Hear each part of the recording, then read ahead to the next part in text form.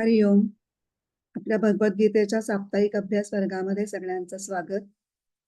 5व्या अध्यायाला आपण सुरुवात केली आणि पहिला श्लोक पूर्ण केलाय, दुसरा सुरुवात केली. पण नेहमीप्रमाणे आधी प्रार्थना म्हणू आणि मग आपल्या श्लोकांकडे वळूया.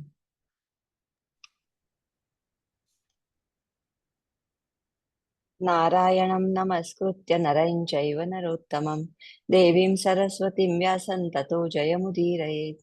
वसुदेवसुतं देवं कंसचाणूरमर्दनं देवकी परमानन्दं कृष्णं वन्दे जगद्गुरुं. मूकं करोति वाचालं पङ्गुं लङ्घयते गिरिं यत्कृपातमहं वन्दे परमानन्दमाधवं. हरिः ओम्. हरिओम. पहिला श्लोक म्हण. गीताईचा श्लोक म्हणते.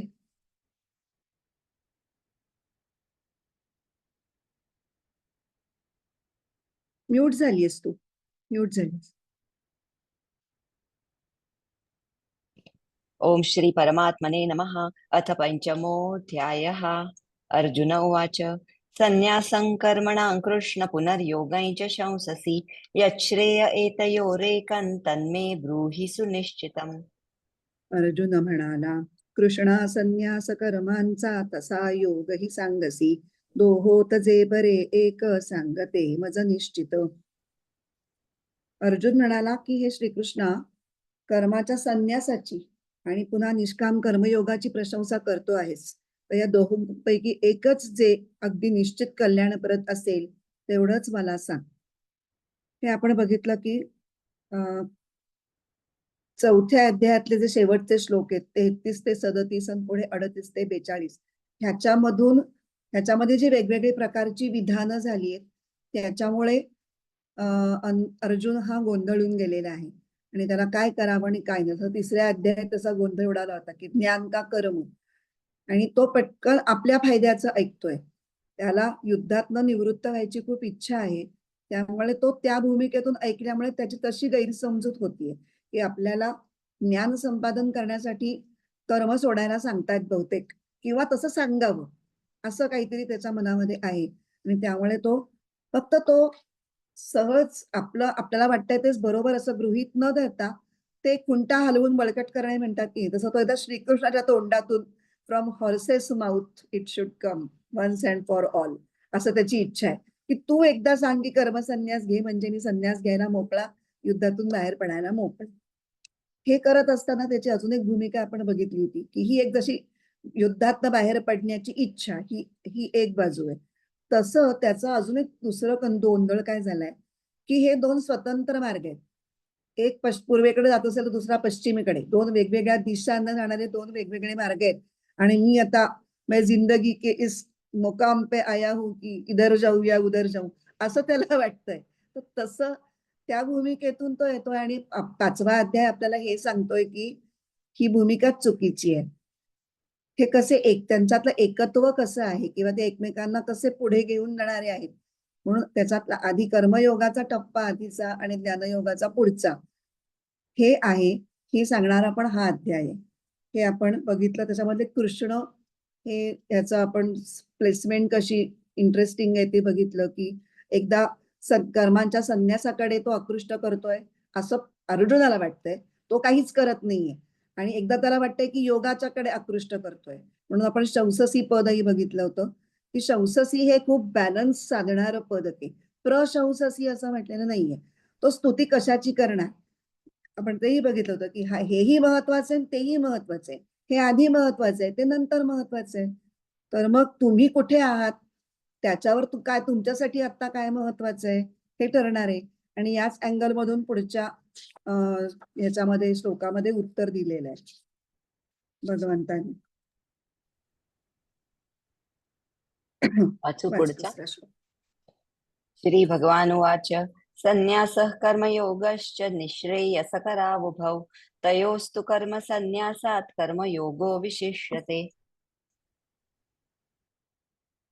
श्री भगवान म्हणाले, योग संन्यास हे दोन्ही मोक्ष साधक सारखे, विशेषची परी योग संन्यासा होनी मानिला. आता आपण याची चर्चा सुरू केली होती की सांगायला सुरुवात करताना श्रीकृष्णाने सुद्धा कसं सांगितलं, की उत्तर तर दिलंय की कर्मसन्यासापेक्षा कर्मयोगच महत्वाचा आहे. आणि तन्मे ब्रूहि सुनिश्चित, माझ्यासाठी फक्त स्वतःसाठीच विचारत असलास तर हो, तुझ्यासाठी कर्मयोगच जास्त महत्वाचा आहे. पण हे ऐकून अर्जुनाला वाईट वाटेल ह्याचाही अंदाज श्रीकृष्णाला होता.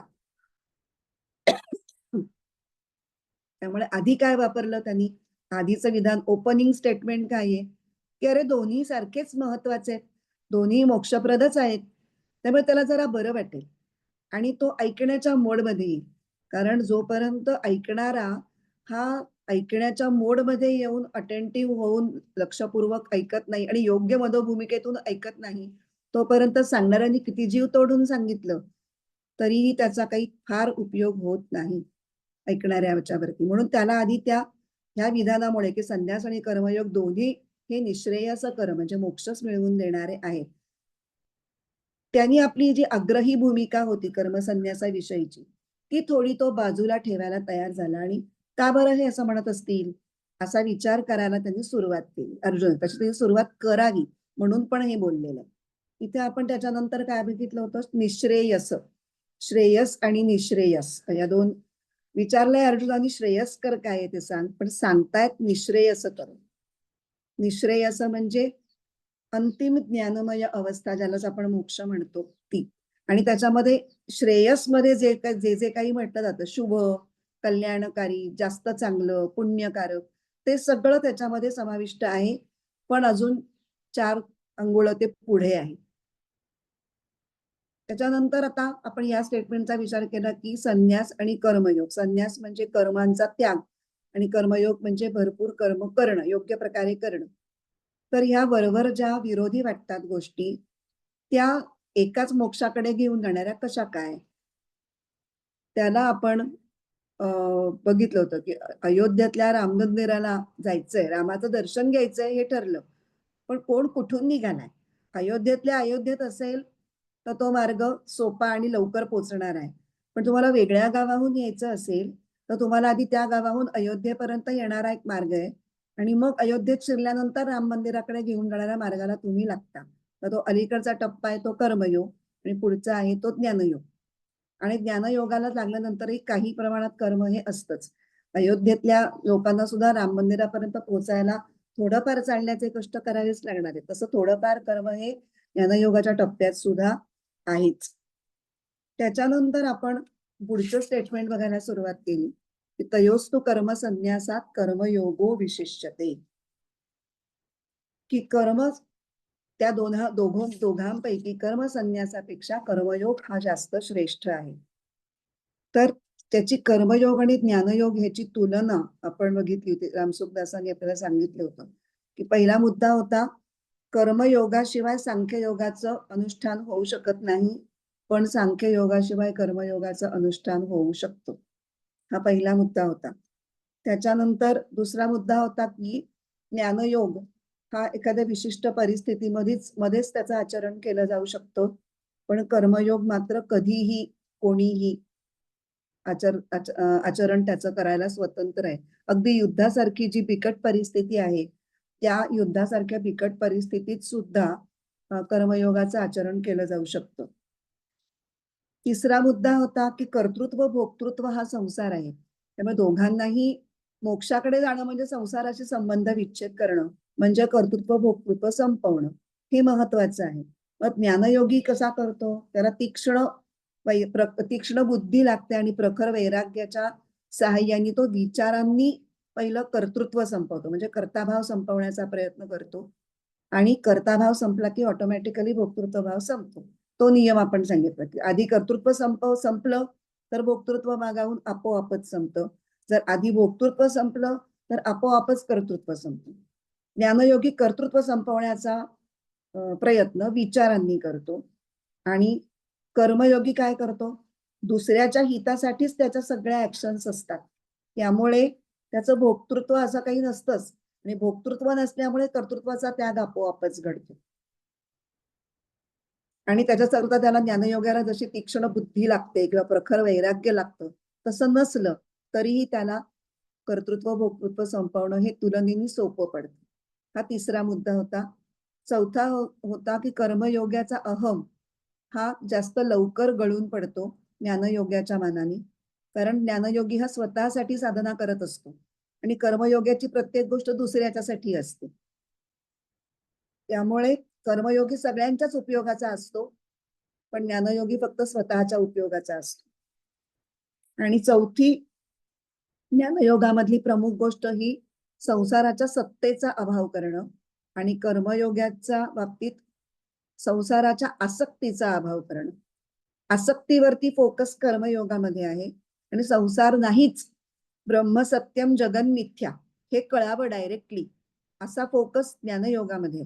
तर ते अवघड पडतं. जरी विचारांनी तुम्ही कितीही पटवलं स्वतःला की हा संसार खोटा आहे वगैरे वगैरे, तरी तुमची ही लहानपणापासून तुम्ही जे एका पद्धतीने जगत आलेला असता त्या धारणामधून किंवा जगण्याच्या भूमिकेतून तुम्हाला काही गोष्टींच्या बाबत जास्त सुखबुद्धी निर्माण झालेलीच असते आणि ज्याच्यामध्ये विशेषतः सुखबुद्धी असते त्या वस्तूंचा त्याग करणं, त्या मिथ्या आहेत असं समजून, हे फार अवघड पडतं.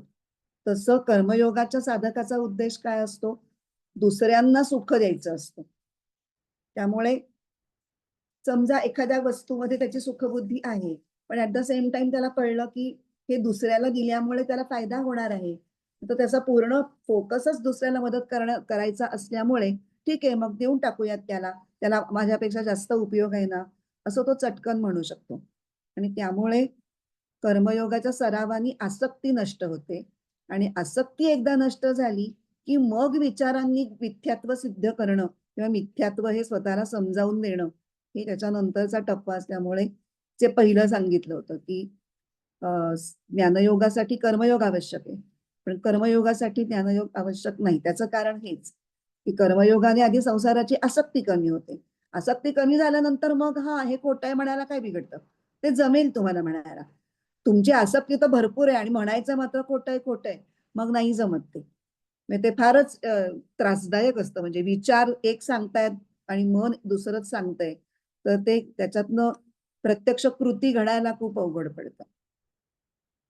इथपर्यंत आपण आलो होतो आणि आता आपल्याला पुढे बघायचंय की कर्मयोग अधिक योग्यतेचा हे भगवंत कुठल्या भूमिकेतून म्हणतायत.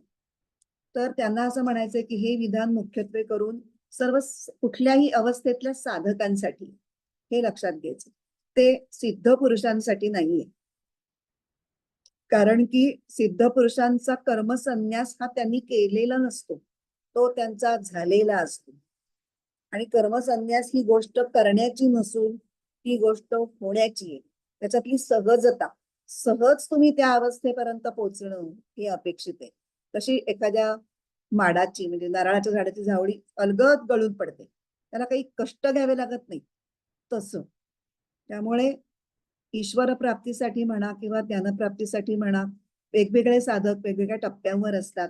जे अलीकडच्या टप्प्यावर असतात ते थोडे त्यांच्या साधनाही थोड्या स्थूल असतात. म्हणजे पूजा अर्चा, जपजाप्य, पठण अशाच स्वरूपाच्या स्थूल त्यांच्या साधना असतात. आणि काही जे थोडे प्रगत साधक असतात त्यांच्या साधना सूक्ष्म असतात. म्हणजे चिंतन, नामस्मरण, ध्यान आणि ह्या सूक्ष्म साधनांमध्ये तरबेज झाल्यामुळे त्यांचं चित्त हे चैतन्याशी संबंधित होणं ही गोष्ट घडायला लागलेली असते, किंवा होणं आणि जास्त काळ टिकून राहणं ही गोष्ट झाल्यामुळे त्यांना त्या अंतरंग अवस्थेमध्ये बुडून राहायला हळूहळू आवडायला लागतं आणि त्याच्यामुळे बाहेरच्या गोष्टी त्यांना नकोशा वाटतात. आपण मागे तुकाराम महाराजांच्या अभंगाचा एक संदर्भ घेतला होता. चित्त चाकाटले स्वरूपा माझारी, न निघे बाहेरी सुखावल. त्या अंतरंगाच्या अंतरंग साधनेमध्ये चित्त चैतन्याच्या याच्याशी जुळून आल्यामुळे जो त्यांना परमानंदाचा अनुभव येतोय तो सोडूच नाहीये, त्याच्यातून पुन्हा विषयांकडे बाहेर येऊच नाहीये असं त्यांना जे वाटत असतं. त्यामुळे काय होतं, बाहेरच्या ज्या साधना आतापर्यंत ते करत करत या टप्प्याला पोहोचलेले असतात त्या साधना हळूहळू होईनाशा होतात. त्याचं महत्व त्यांना वाटेनासं होतं किंवा त्यांचं आचरण आपोआपच गळून पडतं. त्याचं एक उत्तम उदाहरण म्हणजे रामकृष्ण परमहंस. रामकृष्ण हे संध्यावंदन वगैरे कर्मकांड त्यांना आवडीने ते करत असत, निष्ठेने करत असत. पण पुढे जसे जसं त्यांची ध्यान साधनेमध्ये प्रगती व्हायला लागली तसं ते जेव्हा संध्येला म्हणजे आचमन करण्याकरता हातात पाणी घ्यायचे आणि ओम केशवाय नमः हे म्हणायचं, म्हणजे पुढची 3 आचमन मग पुढचे संध्येचे मंत्र म्हणायला सुरुवात करणं, ही सगळी संध्येची क्रिया. पण ओम केशवाय नमः हे म्हणताना हातात पाणी घेऊन ओम नुसता उच्चार केला की ते डायरेक्ट समाधीमध्येच जात असत, त्यांची समाधीच लागत असे. तर पुढे ते संध्या कशी करणार? त्या हातातलं पाणी गळून जायचं, ते ध्यानावस्थेने समाधीमध्ये लागलेले, समाधी उतरल्यानंतर मग त्यांना कळायचं की आपण संध्याला बसलो तर आपली संध्या झालीच नाही. त्यांचे भाचे रामलाल म्हणून असतात त्यांच्याजवळ, ते म्हणतात की अरे माझी आता सध्या संध्याच होऊ शकत नाही, असंच होतंय. मग ते रामलाल म्हणतात की काय फरक पडतो तुम्हाला, संध्या आणि ह्या सगळी कर्मकांड शेवटी जिथे पोचण्यासाठी आहेत तिथे जर तुम्ही पोचलेला आहात तर ती संध्या आता झाली काय आणि नाही झाली काय. तर कर्मसन्यास ही गलित कर्म अवस्था आहे, त्यामुळे ती निसंशय एक उच्च अवस्था आहे आणि कर्मसन्यासापेक्षा कर्मयोग जास्त महत्वाचा आहे, असं जेव्हा भगवंत उत्तर देत आहेत तेव्हा त्यांना कुठल्याही प्रकारे त्यांच्या मनामध्ये कर्मसन्यास कसा गौण आहे किंवा दुय्यम आहे असं म्हणण्याची भूमिका त्यांची अजिबात नाही. पण अंतःकरणाची पुरेशी तयारी झालेली असल्याशिवाय, अंतःकरणाची पुरेशी शुद्धी झालेली असल्याशिवाय जर माणूस उपासना कर्म सोडेल आणि ज्ञानप्राप्तीसाठी प्रयत्न करायला लागेल तर त्याला ते साधणार नाही. कारण उपासना कर्म करणं, आपला स्वधर्म कर्म म्हणून जी काही नित्य नैमित्तिक कर्तव्य कर्म करणं, हे सगळं करत करत करत त्याच्या अंतःकरणामधलं सत्वगुण वाढत नेणं, सत्वगुण वाढल्यानंतर त्याला ज्ञानाची ओढ लागणं किंवा ज्ञान समजणं, समजण्याची त्याची पात्रता येणं, हे जे त्याचे पुढचे टप्पे तो गाठू शकणार आहे ते मध्येच बद्ध पडतील ना. म्हणजे पुरेसं आपल्या अंगात शक्ती नसताना आपण काहीतरी ओझं उचलायला गेल्यानंतर आपलं काय होईल, तर आपण खाली पडू, तोंडावर आपटू आणि ना इकडचे ना तिकडचे. तर अशा साधकांनी स्वतःचं नुकसान करून घेऊ नये. म्हणून तयोस्तु कर्मसन्यासात कर्मयोगो विशिष्यते, हे कर्मयोगाची आवश्यकता असलेल्या साधकांसाठीच हे विधान आहे. आणि उपासनेबरोबरच प्राप्त कर्तव्य कर्म हे सुद्धा ईश्वराने आपल्याला नेमून दिलेलं काम आहे, म्हणून ते जणू काही त्या कर्माने मी ईश्वराची पूजाच करतो आहे अशा भावनेने ते उत्कृष्टपणे करणं हे सुद्धा कर्मयोगामध्ये अभिप्रेत आहे. आणि या कर्मयोग आचरणामुळे चित्त शुद्ध होऊन ते मग ज्ञानप्राप्तीसाठी अधिकाधिक योग्य होत जातं.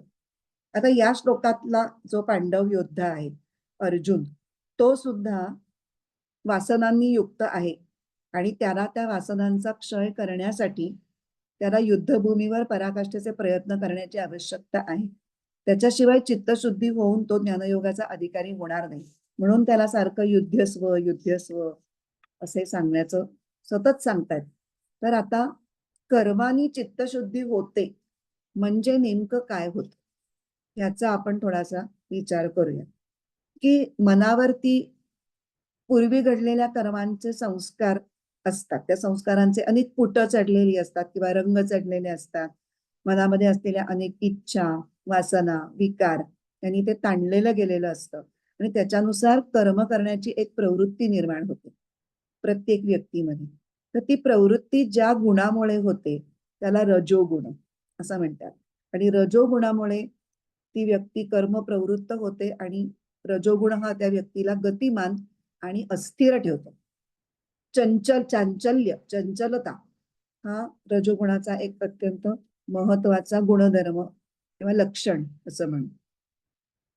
तसंच काही लोकांच्या मनाला किंवा काही लोक असे संत असतात, जड असतात, त्यांच्या मनाला एक जडपणा असतो, काहीही करू नये, आजचं काम उद्या करू, आत्ताच सकाळी म्हणणार संध्याकाळी करू, संध्याकाळी म्हणणार उद्या करू, चालढकल करणं आणि केलंच तर कसं तरी एकदा उरकून मोकळं व्हायचं. ते कसं होतंय काय होतंय नीटनेटकं व्हायलाच पाहिजे अशी काही फार त्यांना मनात असं वाटत नसतं. तर ही प्रवृत्ती अशा प्रकारे कर्म करण्याची प्रवृत्ती जी काही होते ती ज्याच्यामुळे होते त्याला तमोगुण म्हणते. आता रजोगुणामुळे गतीतच राहावं अशी एक प्रवृत्ती असते, सतत काम करत राहणं. आणि तमोगुणामुळे काहीच करू नये स्थितीतच राहावं अशी प्रवृत्ती. ह्या दोन्हीलाही जाड्यच म्हणतात बरं का. जडत्व किंवा जाड्य असे शब्द आहेत. म्हणजे याला इंग्रजीतला शब्द खूप छान आहे, इनर्शिया. स्टॅटिक इनर्शिया आणि इनर्शिया ऑफ मोशन, हे दोन्हीही आपल्याला नको आहेत.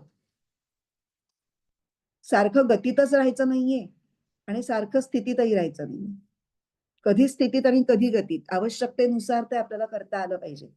तर मग ह्याच्यासाठी म्हणजे हा रजोगुण शांत करण्यासाठी आणि तमोगुण हटवण्यासाठी काय उपाय आहे?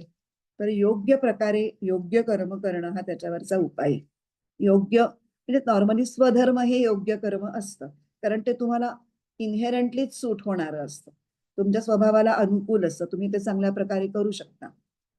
तुम्ही योग्य कर्म करण्यामुळे चित्तातला रजोगुण हा चांगल्या प्रकारे शांत होतो आणि शांती, स्थिरता आणि ज्ञानप्रधानता हा ज्याचा स्वभाव आहे असा सत्वगुण हा हळूहळू प्रकट व्हायला लागतो आणि वाढीला लागतो.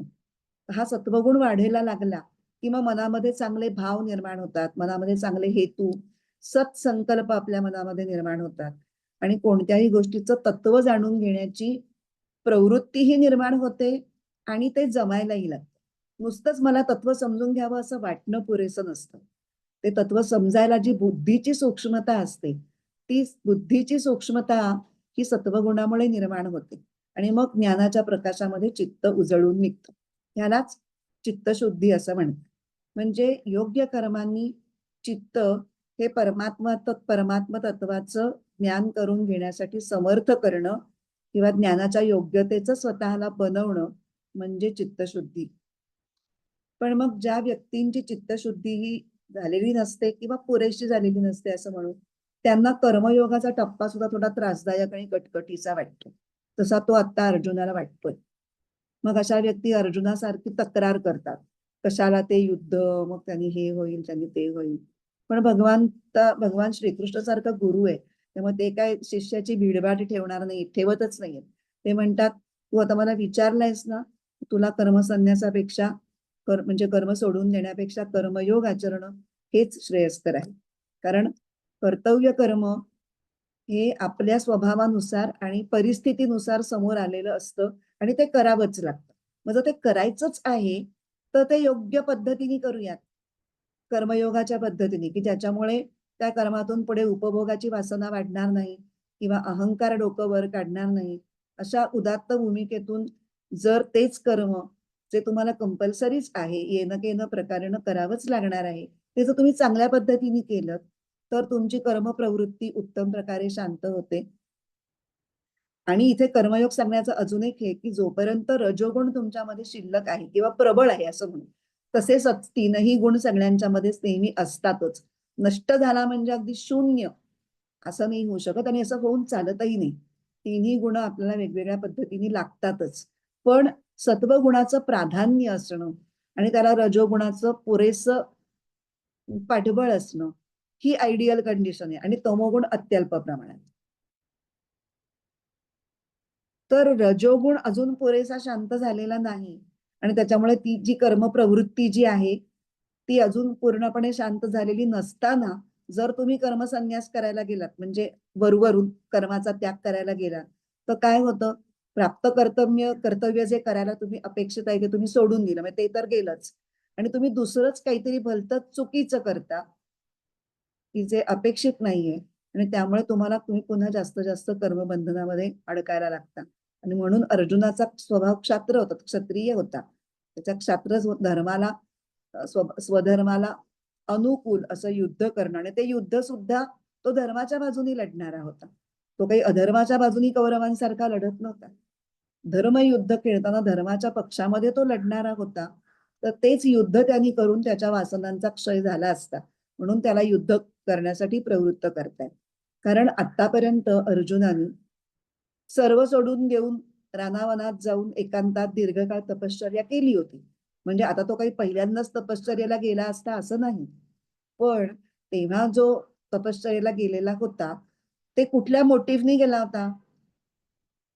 तो काय ईश्वर प्राप्तीसाठी किंवा आत्मप्राप्तीसाठी गेला होता का? नाही. तो कशासाठी गेला होता? तो शस्त्रास्त्र प्राप्तीसाठी गेला होता. वेगवेगळी शस्त्र अस्त्र मिळवण्याकरता तपश्चर्या, तिथेही त्याचा तपश्चर्या पाठीमागचा हेतू हा क्षात्र धर्माला अनुकूल असाच होता. क्षत्रिय धर्माला अनुकूल असाच होता. अगदी पाशुपतास्त्र मिळवण्याकरता सुद्धा त्यांनी जेव्हा शंकराची घोर आराधना केली तेव्हा त्याची परीक्षा बघण्यासाठी शंकर विल्ल रूपामध्ये आले, तर तेव्हा त्यांच्याशी त्यांनी घोर संग्रामच केला होता. हे सगळं लक्षात घेऊन तुझ्यासाठी कर्मयोगच श्रेयस्कर आहे असं भगवंत सांगतात. त्यामुळे कर्मत्याग करून तो ज्ञानप्राप्तीसाठी म्हणजे गुरुगृही जा आणि त्यांची सेवा वगैरे करून तिथे राहून त्याच्यावर मनन चिंतन ध्यान करून असं काहीही श्रीकृष्णाला म्हणायचंच नाहीये. त्याच्यापेक्षा स्वतःचं कर्तव्य कर्म करणं हे त्याच्यात समाविष्ट आहे असा कर्मयोगच तू कर, कारण त्यांनीच तुझी प्रवृत्ती, तुझा रजोगुण कमी होईल, तुझी कर्म करण्याची प्रवृत्ती शांत होईल आणि निश्रेयसाकडे म्हणजे मोक्षाकडे जाण्यासाठी जी ज्ञानमय अवस्था तुझ्या बुद्धीची मनाची अंतःकरणाची व्हायला हवी ती घडायला पूर्वीची तयारी पूर्व तयारी त्यांनी होईल. म्हणून हे अर्जुनाला असं सांगितलेलं आहे.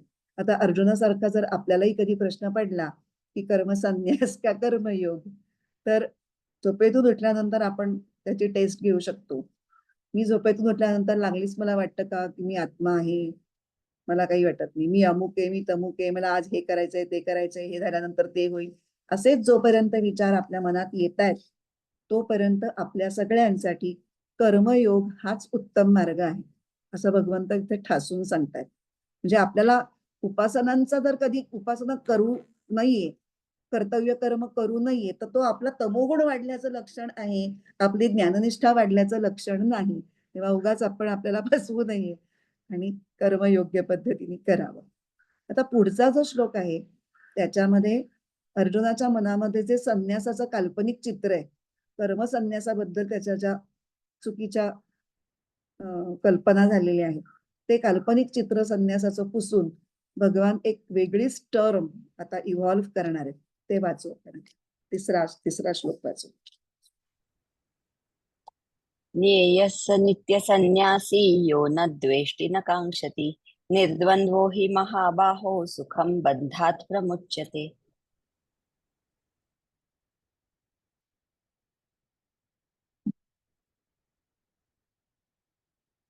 तो जाण नित्य संन्यासी रागद्वेष नसे जया, जो द्वंद्वा वेगळा झाला सुखे बंधातुनी सुटे. एक आपलं राहिलं बरं का. आपण ह्याच्या ओव्या ज्ञानेश्वरीच्या ओव्या दुसऱ्या अध्यायाच्या दुसऱ्या श्लोकाच्या वाचल्या नाही, त्या वाचू आणि मग या श्लोकाकडे वळू.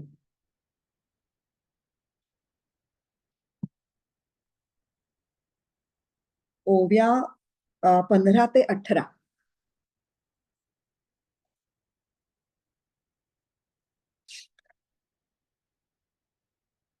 तो म्हणेगा कुंती सुता, हे संन्यास योगू विचारिता, मोक्ष करू तत्वता दोन्हीही होती.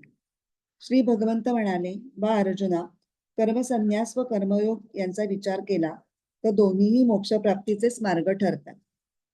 तरी जणा नेणा सकळा हा कर्मयोगू कीर प्रांजळा, जैसी नाव स्त्रिया बाळा तोय तरणी. तरी पण जाणत्या नेणत्या सर्व जीवांना हा कर्मयोगच खरोखर स्पष्ट व सोपा आहे. प्रांजळ म्हणजे सोपा. ज्याप्रमाणे पाणी तरून जाण्यास बायका मुलांना नाव उपयोगी येते, त्याप्रमाणेच तारतम्याने विचार केला असता हा कर्मयोगच सर्वांना सारखाच सुलभ आहे. तैसे सारासार पाहिजे तरी सोहपा हाची देखीजे, येणे संन्यास फळ नाहीजे अनायासे. या कर्मयोगाचे आचरण केले असता कर्मसन्यासाचे फळही अयाचित पदरात पडते. आता याची लागे सांगेन तुझ संन्यासियाचे चिन्ह, मग सहजे हे अभिन्न जाणसी तू. आता हे तुला नीट कळावे म्हणून मी तुला संन्यासाचं लक्षण सांगतो. त्यावरून कर्मसन्यास व कर्मयोग यांचा अभेद तुझ्या सहज लक्षात येईल. इथे ज्ञानेश्वरांनी अगदी स्पष्ट म्हटलंय की हे दोन वेगळे नाहीतच, हे अभेद आहेत. मग सहजे हे अभिन्न जाणसी तू. संन्यासाचं लक्षण तुला योग्य पद्धतीने कळलं की मग तुला हे कसे वेगळे नाहीत हे तुला कळेल.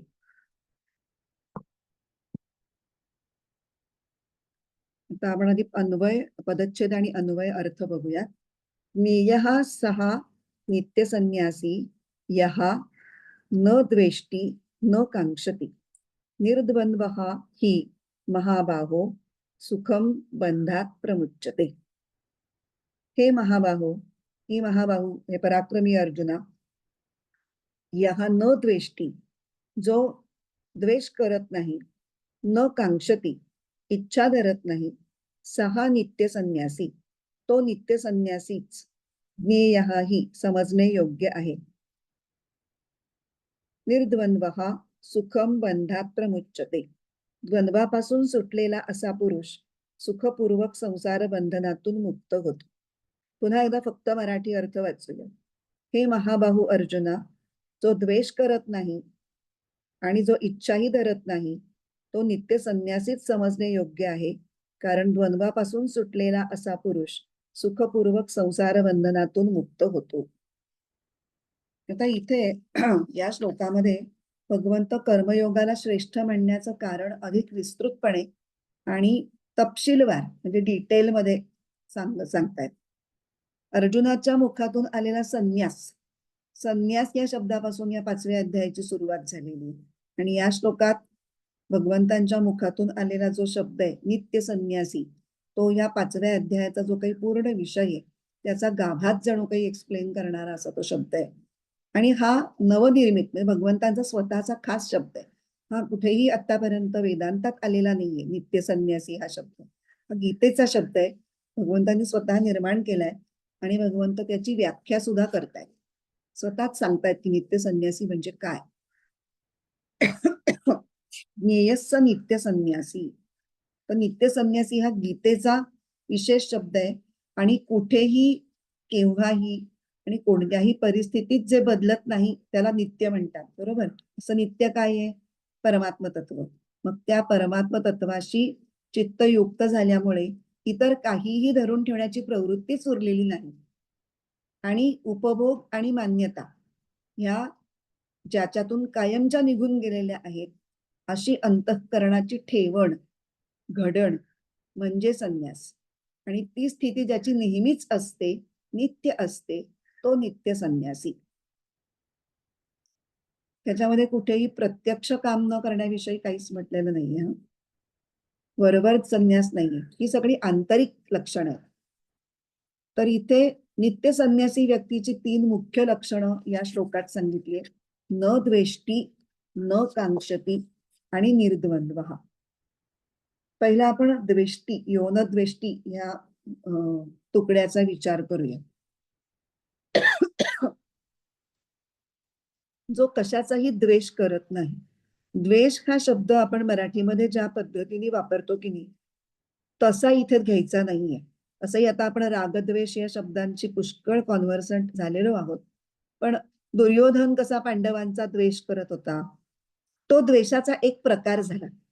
तितकाच सीमित अर्थ इथे नाहीये. तर थोडा व्यापक अर्थाने द्वेष या शब्दाच्या अर्थाकडे बघायचंय. दुःख आणि द्वेष यांचा एक अतूट संबंध आहे.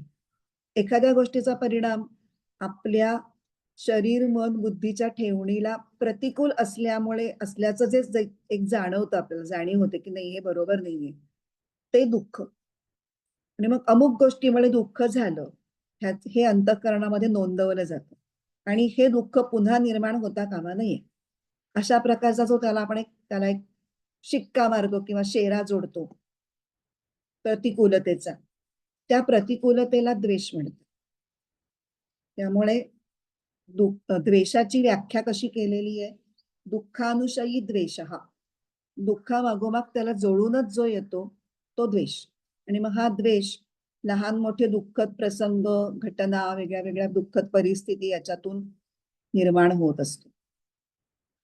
आता गीतासागर या ग्रंथामध्ये शंकर अभ्यंकर या न द्वेष्टीबद्दल काय म्हणतात की नित्य आणि नैमित्तिक कर्म. नित्य आणि नैमित्तिक कर्म म्हणजे जे व्यवहारामध्ये आपल्याला रोज सकाळी उठल्यापासून रात्री झोपेपर्यंत ज्या काही गोष्टी कराव्या लागतात, कधी रोज, काही नैमित्तिक म्हणजे कधी वीकली, कधी मंथली, कधी इयरली, कधी काय, तर त्या सगळ्याच गोष्टी त्या आपल्याला करायला छान वाटतात का, आवडतात का, किंवा त्या करताना ज्यांच्याशी आपला काही संबंध येतो त्या सगळ्याच व्यक्ती आपल्याशी खूप प्रेमाने, सहकार्याने वागत असतात का? दोन्ही म्हणजे आपल्या खालच्या किंवा आपल्या वरच्या, दोन्हीकडे काहींच्यावर आपण अवलंबून असतो, काही आपल्यावर अवलंबून असतात. ते दोन्ही ठिकाणी ज्या इंटरॅक्शन्स आपल्या घडतात ते सगळ्याच काही खूप सुमूथ आणि हव्या हव्याशा वाटणाऱ्या नसतात. पण तरीही आपल्याला त्यांच्याशी डील करावंच लागतं. जसं आपण म्हणलं की एखादा अत्यंत सक्षम कर्मचारी आहे आणि त्याचा बॉस तर अत्यंत निर्बुद्ध असेल, पिळवणूक करणारा असेल, तर तो तिथे खितपत पडतो किंवा त्याला त्याचा त्रास सहन करतच ती नोकरी करावी लागते.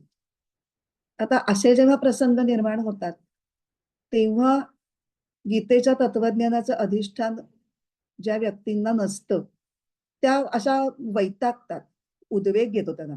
नको हा माणूस किंवा नको ही परिस्थिती, सोडून देते मी ही नोकरी किंवा मी या रिलेशन मधून बाहेर पडते, अशा स्वरूपाची टोकाची भूमिका घेतली जाते. पण आणि हा हा अनुभव कमी जास्त प्रमाणात प्रत्येकालाच कुठल्या ना कुठल्या आयुष्याच्या टप्प्यावर येतो. पण या अनुभवातून जात असताना सुद्धा जो कर्तव्य भावनेने आपलं काम कर्तव्य बुद्धीने योग्य पद्धतीने करत राहतो त्याला इथे योनद्वेष्टी असं म्हटलेलं आहे.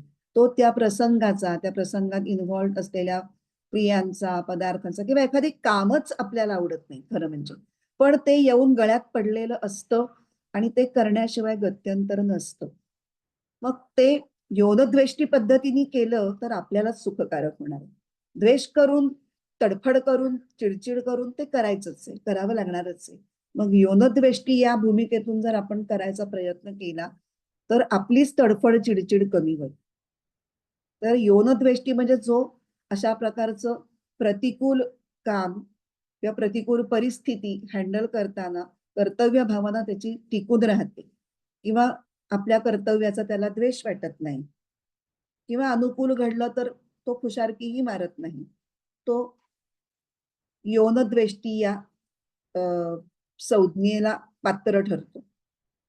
दुसरं कर्मयोगी, आता हे वेगवेगळ्या विद्वानांचे विचार का ऐकायचे, त्यांची भूमिकाच वेगळी असते. त्यामुळे त्याच एक योनद्वेष्टी म्हणजे द्वेष न करणे या भूमिकेचे वेगळे वेगळे पैलू आपल्याला त्या निमित्ताने अभ्यासायला मिळतात.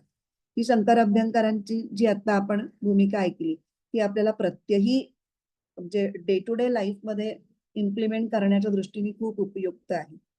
आता रामसुखदास काय म्हणतात, तर कर्मयोगी तो असतो जो कोणत्याही व्यक्तीवर, परिस्थितीवर किंवा सिद्धांताच्या विषयी तो द्वेष करत नाही. कारण का, तर सगळ्यांची सेवा करणं आणि सगळ्यांना सुख पोचवणं हे त्याच्या आयुष्याचं उद्दिष्ट असतं. मग जर तो कुणाशीही किंवा कशाशीही यत्किंचित सुद्धा द्वेष करेल तर त्याच्या हातून कर्मयोग चांगल्या प्रकारे आचरण केला जाऊ शकणार नाही. त्याचा कर्मयोगाच्या आचरणामध्येच तो कमी पडेल. म्हणून ते त्याला आणखीनच एक वेगळा उपाय सुचवतात की कोणाविषयी तुम्हाला किंवा कशाविषयी तुम्हाला द्वेष वाटत असेल तर त्याची सेवा कर्मयोगाने सर्वप्रथम करावी. हे थोडं आपल्याला कळायला आणि आचरणात आणायला दोन्ही अवघड आहे. पण ऐकून ठेवणं हे बॅकग्राऊंडला जेवढ्या गोष्टी असतील ना कधीतरी त्या फोरग्राऊंडला येण्याची शक्यता आहे. म्हणून आपण ऐकून तर ठेवायला पाहिजे. आणि या इथे जेव्हा लक्षणं सांगायला सुरुवात केली नित्य संन्यासीची तेव्हा न द्वेष्टी हे पहिल्यांदा का सांगितलं, तर जो कोणालाही वाईट समजतो आणि कोणाचंही वाईट करू इच्छितो तो कर्मयोगाच्या तत्वाला समजूच शकणार नाही. म्हणून योनद्वेष्टी हे पद सांगितलेलं आहे. इथे मला गोंदवलेकर महाराजांचे काही सध्या एक पुस्तक वाचते त्याच्यामधले काही प्रसंग किंवा त्यांची शिकवण म्हणू आपण प्रसंगापेक्षा, त्यांचं असं म्हणणं आहे की कुणालाही कधीही दुखवायचं नाही. कारण तुमच्यात जो परमेश्वरी तत्व आहे तेच समोरच्यातही आहे. त्या समोरच्यात असलेल्या परमेश्वराचा तो अपमान होईल म्हणून कोणालाही दुखवणं तुम्ही लागत नाही. म्हणजे तुम्ही ही जास्तीत जास्त काळजी घेतलीच पाहिजे की तुम्ही दुसऱ्याचं मन मोडणार नाही किंवा तुमच्या बोलण्याने किंवा वागण्याने दुसऱ्याला त्रास देणार नाही. आता इथे हे काय सांगतायत आपल्याला रामसुखदास की दुसऱ्यांच्या उपयोगी पडा. भले आपल्याला ते कदाचित जमणार नाही पण त्याला उपद्रव न देणं ही अलीकडची पातळी तरी आपण करू शकतो निदान. आणि ते सुद्धा योनद्वेष्टी हे तत्व लक्षात ठेवलं तर आपल्याला ते रिमाइंड करत राहील की आपल्याला उपयोगी पडायचंय. नसेल जमत निदान उपद्रवी तरी ठरायचं नाहीये, एवढं तरी करूया. आता पुढचं योनद्वेष्टी झालं. आता न कांक्षती. आता आपण आधी योनद्वेष्टी बघताना काय केलं होतं, दुःखाचं अनालिसिस केलं होतं तसं इथे दुःखाबाबतच्या वेळेला जे अंतःकरणामध्ये होतं त्याच्या बरोबर उलट परिणाम सुखाबाबत होतो, की सुखाचा अनुभव आला, आपल्या शरीर मन बुद्धीचा ठेवलेला अनुकूल अशी गोष्ट घडल्यानंतर जे जाणवतं ते सुख. मग सुखाचा अनुभव जेव्हा अंतःकरणामध्ये नोंदवला गेला तेव्हा हे छान आहे, असंच पुन्हा हवंय, असंच असावं, असं नेहमीच असावं, असा जो आवडीचा शिक्का किंवा शेरा त्याला आपण अटॅच करतो, म्हणजेच त्याला म्हणायचं सुखाच्या अनुभवाचा अंतःकरणावर उमटणारा संस्कार, आणि त्याला म्हणतात राग. आता इथं तुम्ही म्हणाल की इथे कांक्षती शब्द वापरलाय, मी रागावर कुठून गेले, येणार आहे मी तिकडे. कारण कांक्षाच्या अलीकडची स्टेज राग आहे, आणि हा राग म्हणजे आसक्ती. सुखाच्या अनुभवाला जोडून हे असंच हवं, हे असंच कायम हवं, अशा स्वरूपाचा जो संस्कार तो राग. आणि रागाची डेफिनेशन आहे सुखानुशयीन हा राग. अनुशयीन म्हणजे एकनिष्ठ, म्हणजे सुखाबरोबर लागलीच राग हे त्याला जोडूनच येतं. आणि मग कांक्षा ही मनातली जी सुखाबद्दलची आवड असते तिचंच थोडं पुढचं रूप, म्हणजे रागाचा नंतरचा टप्पा म्हणजे कांक्षा. हे असं असावं, हे नेहमी असावं, असा संस्कार म्हणजे राग. आणि त्याच्यापासून पुढे हे हवं हवं हवंसं वाटणं आणि त्यात मिळवण्याची धडपड करणं, त्याच्या प्राप्तीची इच्छा म्हणजे कांक्षा.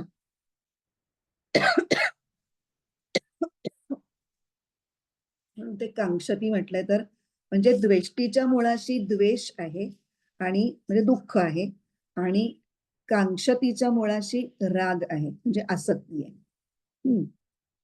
तर इथे कर्मयोगाचा, कर्मयोगालाच इथे नित्य संन्यासी म्हणतायत आणि त्याची ही दोन लक्षणं आता एक्सप्लेन करतायत.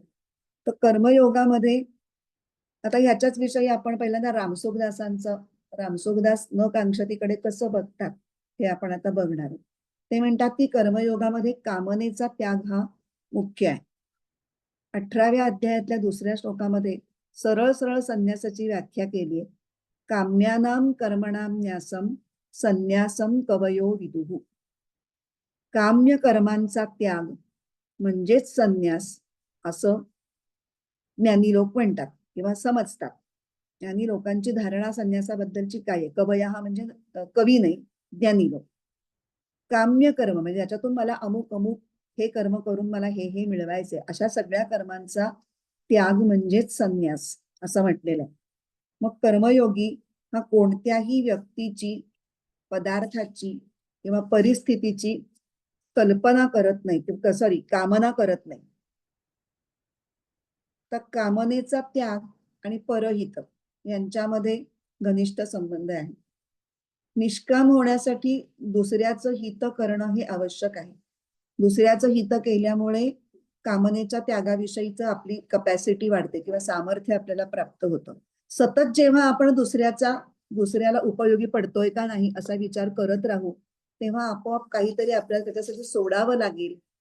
त्याची मानसिक तयारी आणि प्रत्यक्ष ते हाताने घडणं, अशा दोन्ही गोष्टी होऊ शकतात. आणखीन दुसरं असं आहे की काही मिळावं, म्हणजे हा आता जो आपण बघितला व्ह्यू पॉइंट तो रामसुखदासांचा. आता आपण व्ह्यू पॉइंट बघणार आहोत तो शंकर अभ्यंकरांचा, न कांक्षतीच्या बाबतीत. तो काहीही मिळावं यासाठी कर्मयोगी कर्तव्य कर्म करत नाही, तर तो ईश्वरार्पण बुद्धीने तो सगळी कर्म करतो. आणि तो नुसतं कर्म करत नाही, तो त्या कर्माचा योग करतो.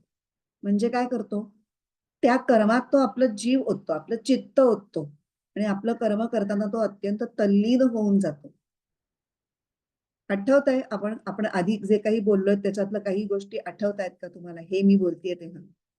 आपण जेव्हा विनोबांचे विचार ऐकले होते, त्यात विनोबांनी विकर्माचा जो अर्थ लावला होता तो इथे आपल्याला आठवतो, की कर्म करताना कर्माला विकर्माची जोड दिली की कर्माचं अकर्म व्हायला मदत होते. तर तुम्ही जेव्हा पूर्ण चित्त ओतून जेव्हा ते कर्म करता तेव्हा ते कर्म अतिशय सुंदर तर होतच, पण त्याचं बंधन पडत नाही. म्हणजे फळ निर्माण होणं या दृष्टीने बंधन तर पडत नाहीच, पण त्याचे कष्टही जाणवत नाहीत. या अर्थाने सुद्धा त्याचं बंधन पडत नाही, त्याचा त्रास होत नाही, आणि अतिशय सुखाने ते कधी झटकन काम होऊन जातं हे कळत पण नाही.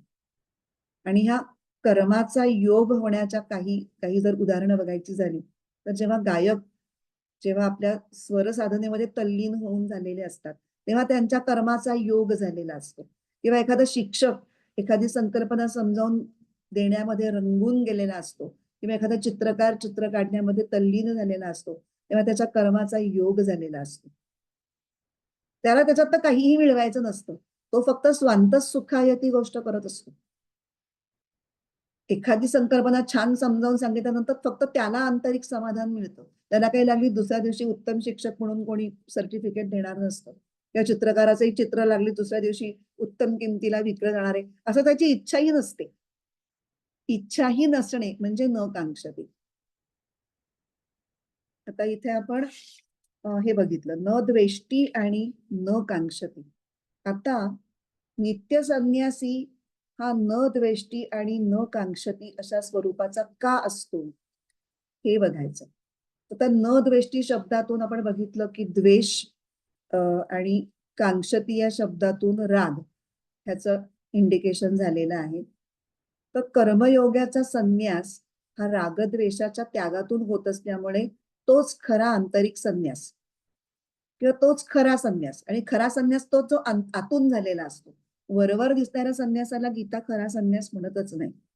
कर्म करत असताना सुद्धा कर्माशी कोणत्याही प्रकारचा संबंध न ठेवणं म्हणजे संन्यास. मग व्यवहारात वागताना असं दिसेल की कर्माशी संबंध आहे, पण तो फक्त वरवरचा, आतून अंतःकरणातून तो अटॅच नसतो, त्या कर्माच्या फळाशी नसतो, म्हणून कर्माशी त्याचा संबंध आपोआपच तुटलेला असतो.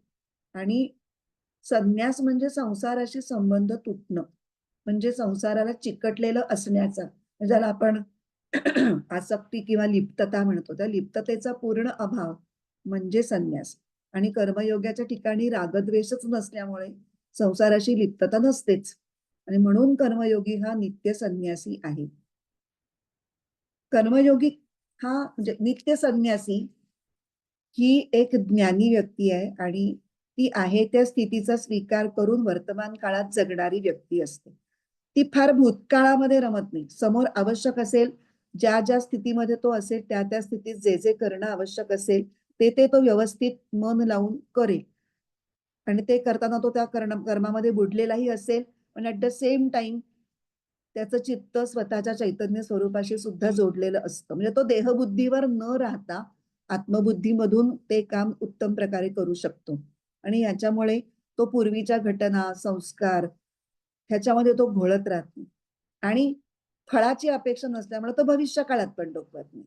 म्हणजे ना तो भूतकाळाशी जोडलेला आहे ना भविष्य काळाशी, तो पूर्णपणे फक्त आणि फक्त वर्तमान काळामध्ये असतो आणि आपल्या आत्म्याशी जोडलेला असतो. हेच सामान्य माणूस जो असतो त्याच्या चित्तात सारखं हवं हे हवं ते नको ह्या वृत्ती उठत असतात, आणि त्यामुळे तो अशांत असतो.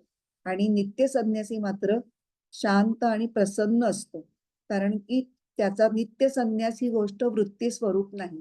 म्हणजे आली उर्मी, घेतला संन्यास, केला सगळ्याचा त्याग, असं ते नसतं. कारण उर्मी आल्यावर जसा त्याग होऊ शकतो, तर उलटी उर्मी येणार नाही कशावरून. उलटी उर्मी आली की त्याचा त्याग केला ते सगळं तो पुन्हा धरूही शकतो. पण इथे नित्य संन्यास आहे, एकदा संन्यास म्हणजे कायमच संन्यास. त्यामुळे नित्य संन्यास हा नित्य अशा परमात्मा तत्वाशी चित्त नेहमीसाठी युक्त झाल्यामुळे नित्य असतो. आणि गीतेतला संन्यासी हा नित्य संन्यासी आहे, ज्ञान संन्यासी आहे. अंतःकरण ज्ञानमय होणं आणि ज्ञानात स्थिरावणं हा एक प्रवास आहे.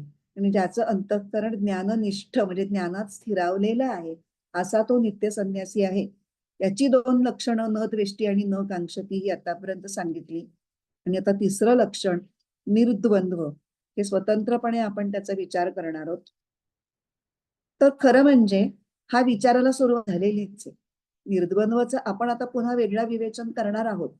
पण न द्वेष्टी आणि न कांक्षती या शब्दातून एका द्वंद्वाचेच निर्देश झालेला आहे. राग आणि द्वेष हे काय आहे दुसरं, ते एक द्वंद्वच आहे ना. आणि हे द्वंद्व पूर्णपणे निमालेलं असणं हे नित्य संन्यासाचं लक्षण म्हणून सांगितलेलं आहे. अध्यायाच्या सुरुवातीच्या श्लोकामध्ये अर्जुनाचं जे विधान आहे, संन्यासम कर्मणाम कृष्ण पुनर्योगंच शंससी, तिथे कर्मसन्यास का कर्मयोग हे त्याच्या मनातलं द्वंद्व दिसतं. आणि जोपर्यंत द्वंद्व आहे तोपर्यंत त्या व्यक्तीसाठी तयोस्तु कर्म संन्यासात कर्मयोगो विशिष्यते हे उत्तर भगवंतांनी दिलेलं आहे. जोपर्यंत द्वंद्व आहे तोपर्यंत तुम्ही कर्मयोगाच्याच पातळीवरती आहात. तोपर्यंत कर्मसन्यास हा शब्द सुद्धा तुम्ही तोंडातून काढू नका. तुमची अजून तेवढी पात्रता आलेली नाही असं भगवंतांना म्हणायचं. आता निर्द्वंद्वो हि महाबाहो सुखम बंधात प्रमुच्यते. आता आपण बघितलं की अर्जुनाच्या प्रश्नामध्ये त्याच्या मनातलं द्वंद्व हे रिफ्लेक्ट झाले. तसं साधनेच्या सुरुवातीच्या काळात सगळ्याच साधकांच्या मनामध्ये हे द्वंद्व असतं. एक प्रकारचं द्वंद्व असतं. कसं तर ते साधक का आपण त्यांना म्हणतो की त्यांनी काहीतरी साधनेच्या मार्गावर चालायला सुरुवात केली, त्यांनी काही सत्संग केलाय, विचारांनी ज्ञानमार्ग समजून घेतलाय, थोडा स्वाध्याय करतायत. आपण जे 4थ्या अध्यायात बरेचसे यज्ञ बघितले, दैव यज्ञ, तपोयज्ञ, योग यज्ञ, ह्याच्यातलं ते काहीतरी कुठली तरी साधना त्यांनी करायला सुरुवात केलेली आहे. त्यामुळे परमात्मा प्राप्तीला तो साधक आपलं ध्येय मानतोय.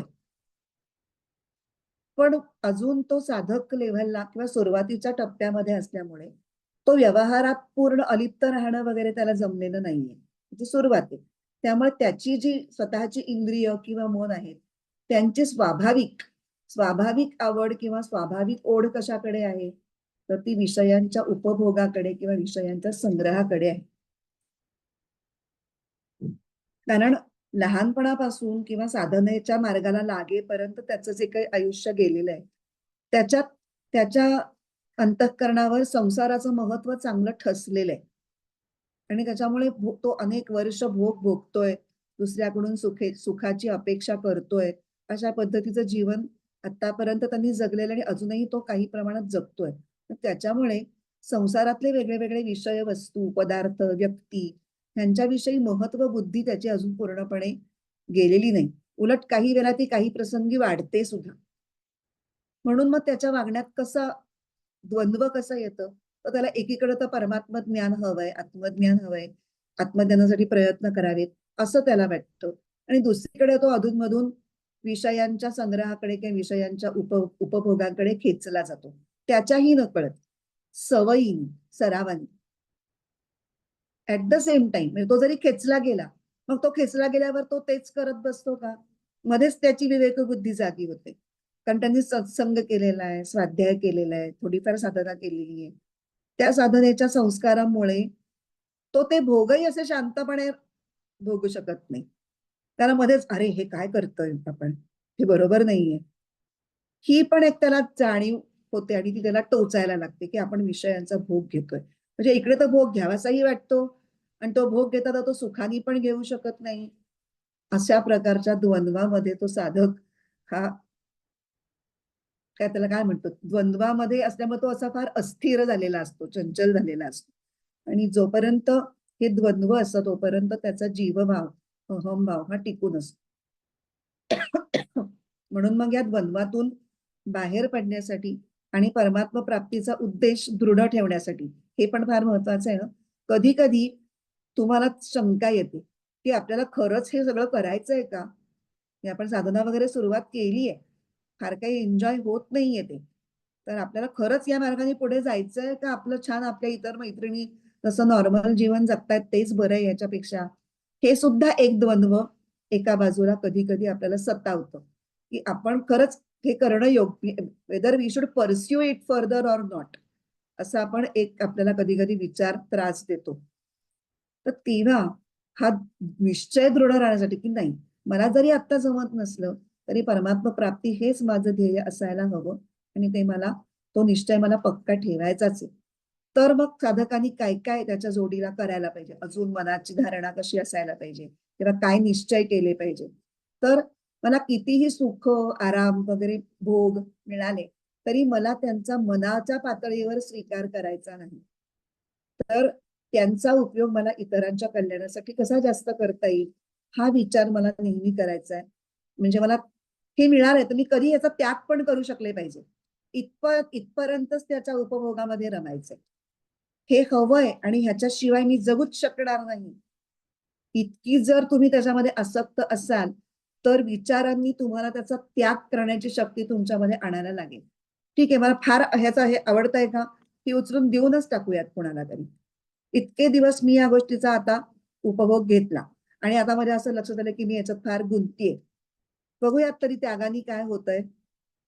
कदाचित काही वेळेला अशा पद्धतीचा फोर्सफुल त्याग केल्यानंतर थोडी टोचणीही लागेल, पण करता करता त्या त्यागाची सवय ही मनाला लावणं हे उपभोगातून सुटण्याचा एक मार्ग म्हणून ते करावं लागेल.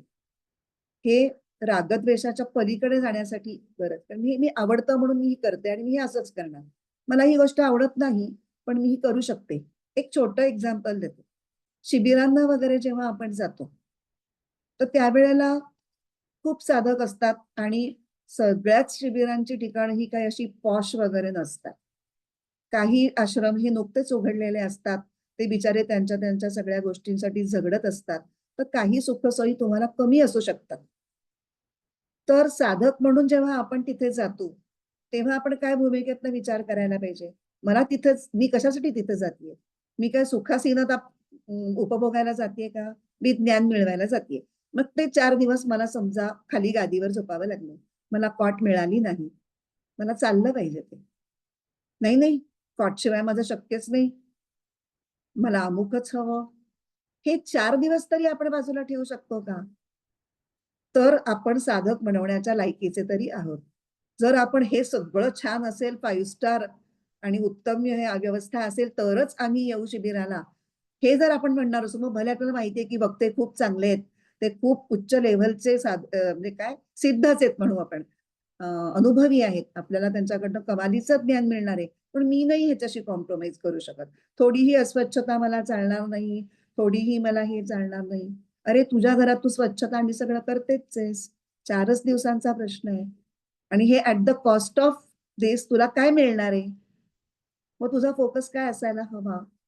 या दृष्टीने आपण स्वतःच्या मनाला थोडं ट्रेनिंग देण्याची गरज आहे. म्हणून ते असं म्हणतात की जर परमात्मा प्राप्ती हा तुमचा उद्देश तुम्हाला दृढ ठेवायचा असेल तर ह्या सगळ्या सुखसोयींच्या सवयी, आराम, विषयभोग हे जरी मिळाले तरी मला त्यांचा मनाने स्वीकार करायचा नाही, म्हणजे मला मनाने एका लिमिटच्या पलीकडे त्यांच्यामध्ये गुंतायचं नाही आणि परहितासाठी त्यांचा त्याग सुद्धा करायचाच आहे. आता इथे जर मी जे आता एक्झाम्पल दिलं त्याच्यात परहितासाठी सुद्धा नाही, स्वहितासाठीच त्याग करायचा आहे, तो तरी जमतो का. तर असा विचार करता करता हळूहळू साधक निर्द्वंद्व होऊ शकेल. त्यामुळे निर्द्वंद्व होण्याविषयीचा निर्देश न द्वेष्टी आणि न कांक्षती या पदांनी आधीच केला गेलेला आहे आणि नंतर निर्द्वंद्व हे पद आलेलं आहे. असं का, तर सर्वसामान्यांचं जीवन हे रागद्वेष या द्वंद्वावरतीच बेतलेलं असतं. आवडतं ते करायचं, आवडत नाही ते टाकायचं आणि त्यामुळे त्यांचं चित्त कसं असतं, नेहमी अशांत, अस्थिर. आणि गीतेतच म्हणलंय की ज्यांचं चित्त अशांत असेल ते सुखी कसे असू शकतील. अशांतस्य कुतः सुखम, असं 2ऱ्या अध्यायामध्ये स्पष्टच भगवंत म्हणतात. तर कायमस्वरूपी सुख आणि शांती मिळवण्यासाठी आणि टिकवण्यासाठी रागद्वेषांच्या पलीकडे जाणं गरजेचं आहे. आणि हे कसं होईल याचे काही उपाय आपण बघणार आहोत, पण ते आपण पुढच्या याच्यात बघू, कारण आता तर अर्धवट राहील तो टॉपिक. त्यामुळे निर्द्वंद्व होण्याच्या म्हणजे मुख्य डील करायचं आहे ते रागद्वेष. म्हणून रागद्वेष कमी कसे करायचे ह्याचे उपाय बघण्याची आपल्याला गरज आहे. थांबूयात, प्रार्थना म्हणते. ओम पूर्णमद पूर्णमिदं पूर्णात् पूर्णमुदच्यते पूर्णस्य पूर्णमादाय पूर्णमेवावशिष्यते. ओम शांति शांति शांति. हरिः ओम. श्री गुरुभ्यो नमः. हरिः ओम.